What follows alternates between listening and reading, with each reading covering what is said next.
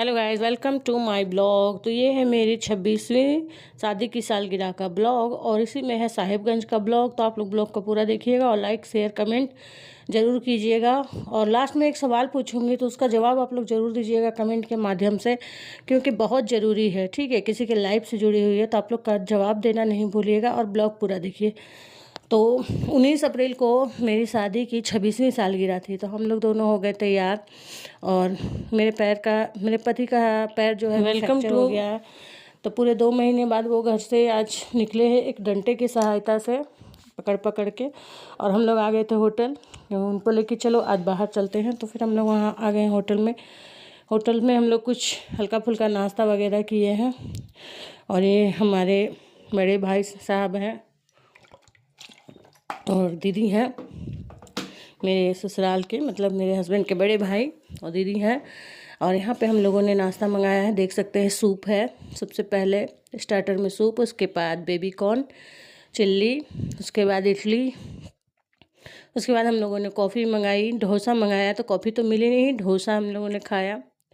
और वहाँ से फिर हम लोग निकल गए क्योंकि अगले दिन जो है हम लोगों को जाना था साहिबगंज, यानी 20 तारीख को।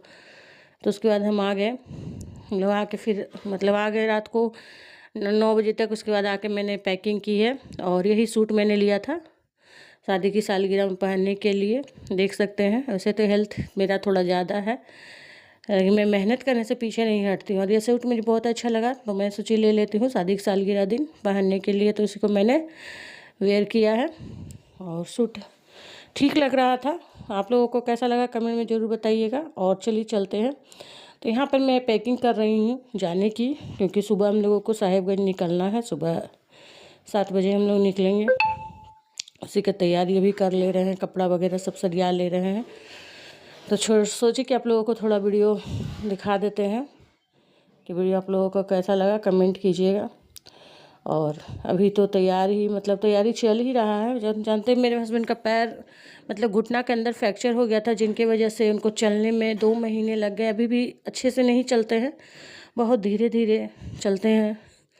लेकिन कहते हैं ना कि लोगों में इंसानियत ख़त्म हो गई है। पैसा और पावर आने के बाद लोग इंसानियत भूल जाते हैं। वही हुआ है हम लोगों के साथ। इतना कहने के बाद, इतना सुनने के बाद भी जो है वो हमारे जिन्होंने इनका ट्रांसफ़र किया है वो मानने को तैयार नहीं है।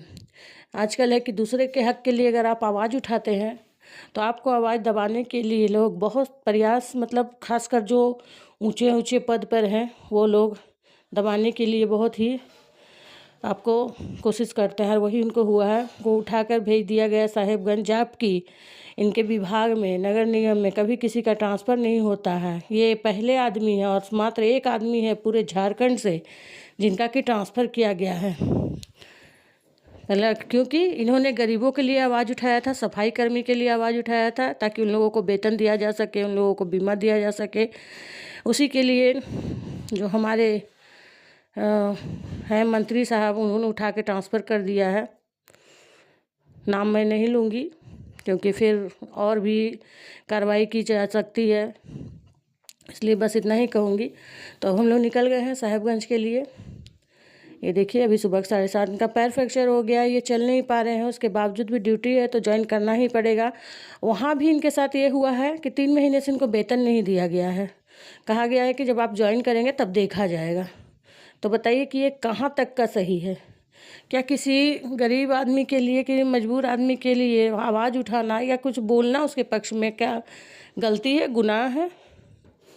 यही इनको ख़राब लगा, उठा के इनका ट्रांसफ़र कर दिया गया। और अभी पैर में फ्रैक्चर है, ये चल नहीं पा रहे हैं, उसके बावजूद भी जा रहे हैं ड्यूटी ज्वाइन करने के लिए। तो मैं भी जा रही हूँ, कुछ दिन रहूँगी फिर चली आऊँगी, क्योंकि यहाँ भी घर है, कोई रहने वाला है नहीं, बाहर बच्चे बाहर रहते हैं। और देख लीजिए ट्रेन में ये चढ़ नहीं पाएंगे, जिस कारण की कार से हम लोगों को जाना पड़ रहा है। और अभी डंडे की सहायता से ये धीरे धीरे बैठे हैं कार में। और अभी हम लोग सुबह के 7:30 बज चुके हैं, निकल रहे हैं, साहिबगंज पहुंचेंगे। उसके बाद ये आज ड्यूटी ज्वाइन करेंगे।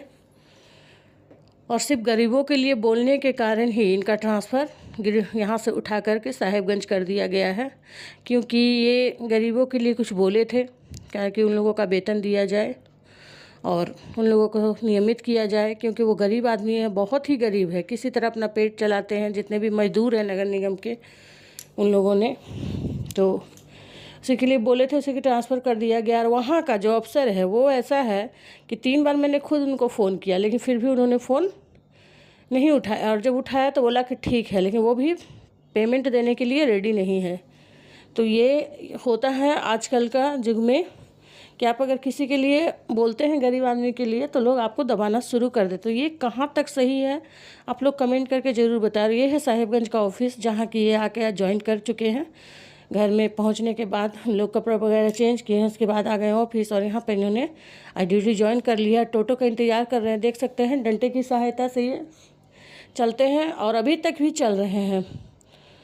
ये देखिए, ये है डंडा और ये है साहिबगंज का ऑफिस। आप लोगों को दिखा देते हैं। यहाँ तो सुंदर तो बहुत है, लेकिन मेरा वही सवाल है कि क्या किसी गरीब के लिए बोलना बहुत बड़ा गुनाह है? इस हालत को देखते हुए भी वापस इनको होम टाउन में ट्रांसफ़र नहीं किया जा रहा है। एक लौता ऐसा इंसान है जिसका ट्रांसफ़र नगर निगम से किया गया है, मात्र 1 आदमी। तो क्या सही है या गलत, आप लोग ज़रूर बोलिए।